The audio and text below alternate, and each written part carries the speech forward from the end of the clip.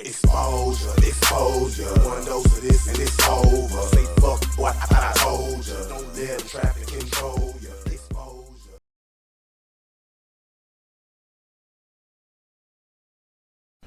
Well, you know they say everything is up. And this is the time of the Great Awakening, the age of Aquarius, the time of revelations. And with that, they own Disney's. Check this out. Disney hated black people in the 90s, hated black people. Think about it. They made movies about white characters like Beauty and the Beast, Asian characters like Mulan, Native American Pocahontas, Middle Eastern Aladdin. But as soon as it came to Africans, they were like, nope, talking animals.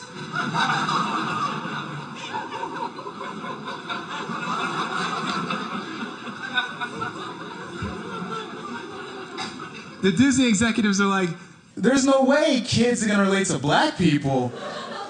Make them lions that sing. But have the main character grow up without a father.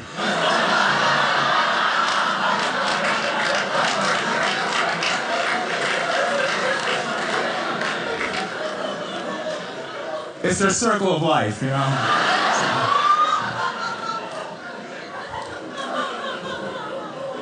Some people got pretty tight on that joke, but Hakuna Matata. I'm realizing more and more that this racial stuff is less about genuine racism and more about big business. There's so many people involved in the production of these films and things that we see that the law of duality makes it physically impossible for all of them to be genuinely racist.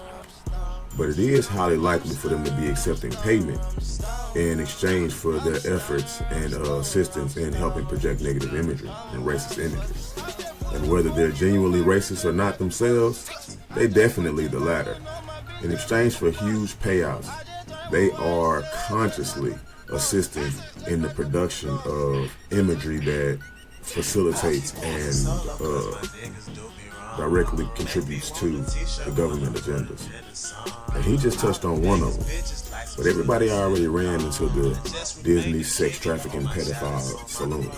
But nobody's really touching on the discrimination like in The Lion King and the cultural appropriation like the modernized Little Mermaid movie. But he did highlight key points.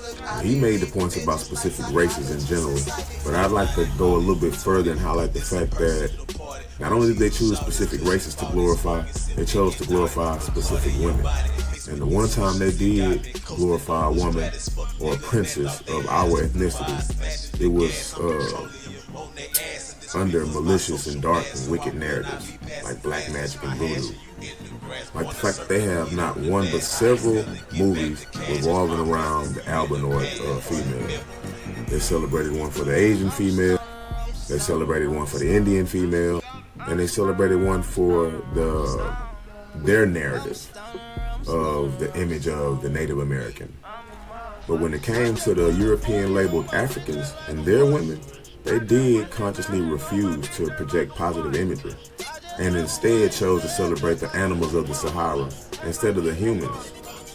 All the way to the point where they failed to even put any clips in of human acknowledgement, like they did in Tarzan, you know, where they was like off in the distance seeing fire, and they was like, oh yeah, those are people. They didn't even do that in The Lion King. They didn't want no ninjas around.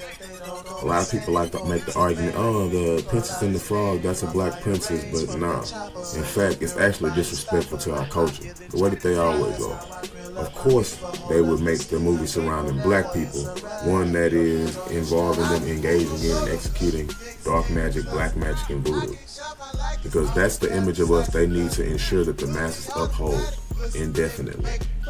Imagery, being the most powerful influence over the mind in existence, is no longer a secret that they are propagating negative media to, well, not to, well, to the world, yeah, but about Earth's indigenous people. And they're doing it because it's essential to the survival of colonialism and also essential to the expansion of colonialism. We overlook this kind of stuff because we always get caught up in the entertainment aspect of messages that we're being transmitted or given. But ignoring or overlooking the venomous snake or the poisonous spider that's about to inject you with its venom does not nullify the poison.